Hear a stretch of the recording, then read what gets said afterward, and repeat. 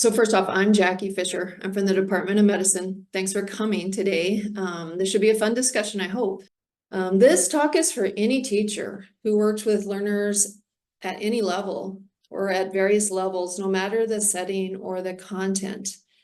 Because of course, we have the formal levels, students at various levels of their medical school training, and trainees, intern, resident, fellow, etc. So those are obvious differences in levels, formal levels.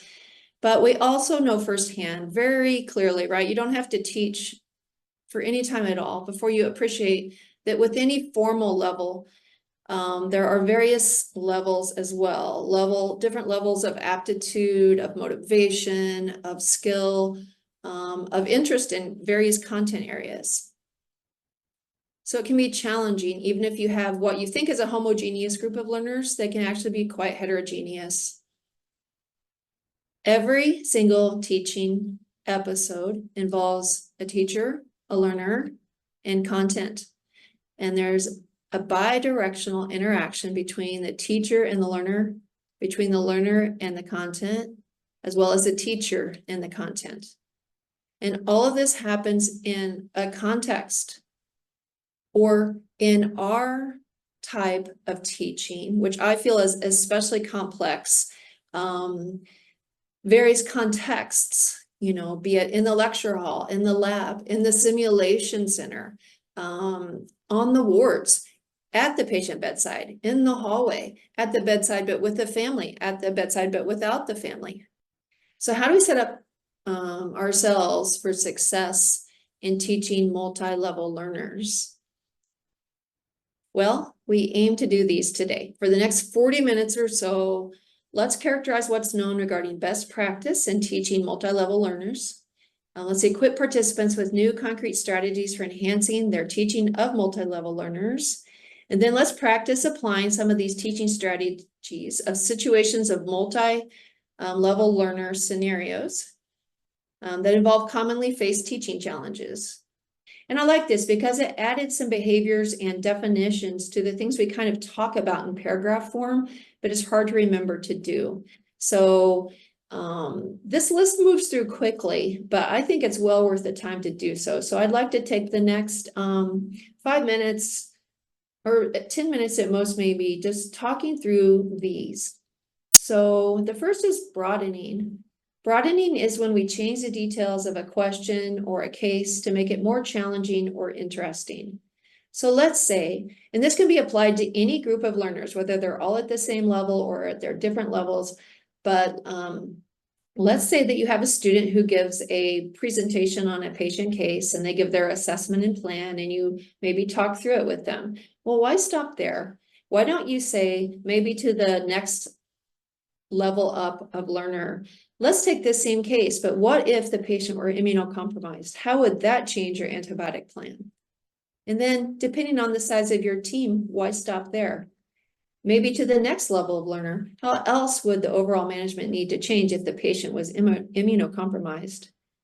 That way you take the teaching, the presentation, the active part on the learner, and then the questioning beyond just that learner. There's a mistake made in clinical medicine, in my opinion, that everything is very centric to the learner who has the patient case at the time, and everyone else has this very human tendency to disengage until they're up and they're the one who's going to do the entirety. So involving the learners that way through broadening, just change, everybody's heard the whole case, just change a piece and keep involving everyone.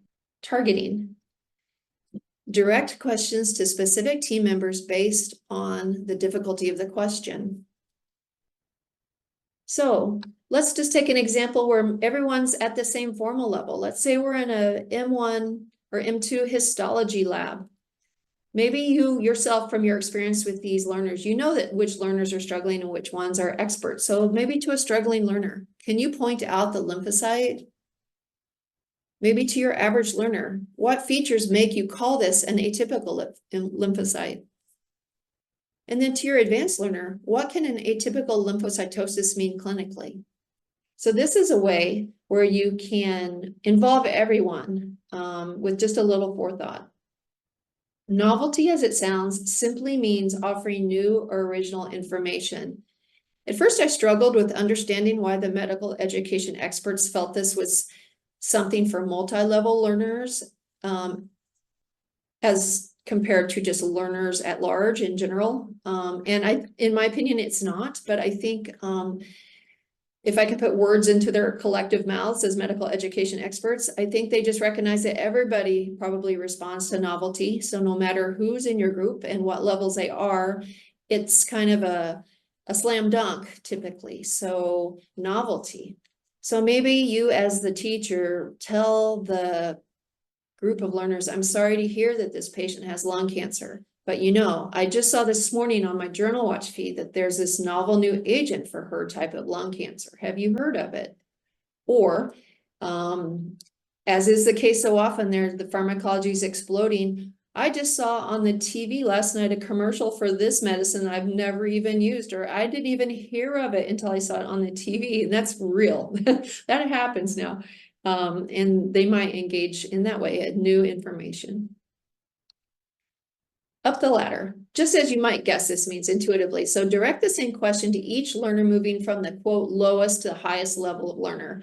So by this, I don't mean necessarily the quote worst learner to best learner or anything derogatory by lowest, but rather just, I think you know what I mean. When there are formal levels present, the earliest in training to the most, advanced in training is what I'm saying. What could this look like? Well, thrombocytopenia is something you're going to see a lot. There's a lot of things that can cause it. Let's start with our student and work our way up, going to the intern, then the resident, then the fellow. Let's try to make it around the circle twice. Student as teacher, or maybe better said, learner as teacher. So direct a learner to teach the other learners. Joyce is an advanced but bored M1 student in a small group learning about physical exam. You could say, let's change it up today. Instead of me demonstrating this, why don't you, Joyce, show us how to examine the thyroid? Multi-answer is a situation where the teacher can seek multiple answers to the same question from the various learners. This is similar to up the ladder, but whereas up the ladder kind of connotes a structure where you're always starting with the quote lowest level learner and moving up, multi-answer can start anywhere. What are some things that could be causing his acute monoarthritis? Why don't you each give me one thing that could be on the differential? You can start anywhere. The key is to just give everyone a prompt to speak and contribute. The next one the experts call no. Oh, and there's one tip on the multi-answer, in my opinion. I think a mistake that's made is that sometimes, again, like one learner gets not only the case presentation, but they get all the questions and everything, whereas we don't have to do it that way. I think it's just habitual sometimes. So don't make all the learners listen at length to one learner giving multiple right answers. When you question, proactively think ahead of time how you don't want to do that. That would be my suggestion. So if John presents the case and then there's a question that say you ask of John, that's fine. But if it has multiple potential answers, ask John to give you one and then ask all the other learners to give you one, or same thing for small groups or team-based learning or anything. And especially when learners come to know that that's your style, then they'll be more engaged in listening throughout, and they'll, in my opinion, learn more as well. Same thing, like just simple things where you have somebody read the case. It's very often, I've just watched this for decades, like when teachers have learners read a case or read something or a question, it's often that same student reader or learner reader that's asked to then answer the question. So why not have one person read, tell them, let them know ahead of time they're not going to answer the question, they're just going to read, then ask someone else to answer the question. These things seem very elementary, but they actually do make a difference, and they're very easy to employ. So back to this one. So the expert call it no right answer, but I changed it to no wrong answer because intuitively that is more what I think of when I think of this concept, which is to ask questions that allow opinion or latitude in response, and that have no wrong answer. For example, this dad seems so upset about his son's new diagnosis of autism. The more I talk, the worse I think he feels. Have any of you ever felt like that when talking to patients or families? This is a great technique. The hierarchy kind of disappears when you ask these kind of questions. The students no longer feel junior or as junior to the senior residents.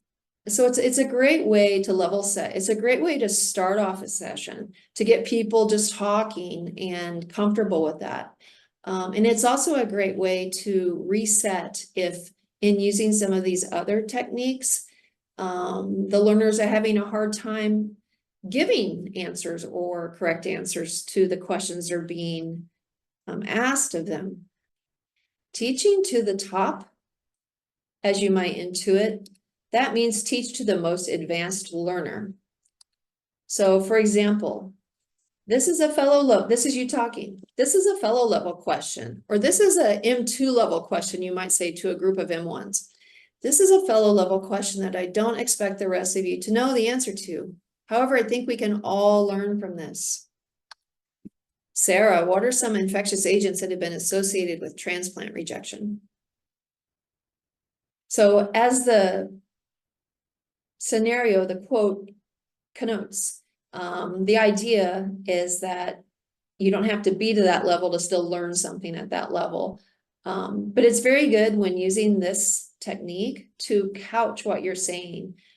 Because if learners are asked something that is way above their level, anxiety will overtake their ability to absorb the information if they don't understand clearly that they're not at risk of being called out on something that they can't be expected to know. Extreme challenge has some similarities to teaching to the top, but as the name indicates, a little bit more extreme. So teach to a level above all the learners. Something like between now and tomorrow, I want each of you to read up on cystic fibrosis until you've learned at least 2 new things you didn't know before.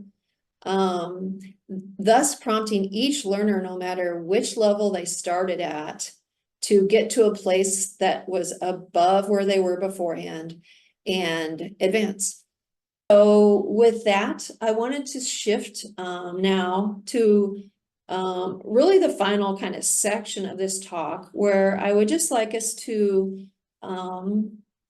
think about some of these common scenarios that we run into and how we might handle them. Let's imagine that you are the faculty attending on a large inpatient teaching team. You have an M3, an M4, 2 interns, a senior resident, a fellow, and even a pharmacist, an academic pharmacist rounding with you. The M4 is admittedly knowledgeable, but isn't sawzall of sorts. No matter what the question or who you direct it to, the M4 jumps in, takes over, and answers it every time. The rest of this large team has become thoroughly disengaged. They passively let the M4 answer everything just so they can get rounds over with. What would you do? So this scenario is one in which you're rounding in the PEDS ICU with your team, and you're seeing your 5th case of RSV associated respiratory failure for the day. Your team seems bored. You're trying to keep it interesting and educational for them, but are at a loss for how to engage them. Worse still, you feel like you have a completely disparate group of learners. The M4 is applying to psychiatry. One intern is a radiology prelim, while the other is from emergency medicine. The senior PEDS resident is vocal about not wanting to do inpatient medicine. They want to do outpatient pediatrics only. You tell yourself that this is just bad luck and that no one could effectively teach to a team like this. What would you do? And this is, you recently attended a talk on how to optimize teaching and engagement among multi-level learners, and you're excited to try out some of these tools with your inpatient team. It's day 1 with a new team. You're going to use up the ladder. You jump in, but it immediately goes bad.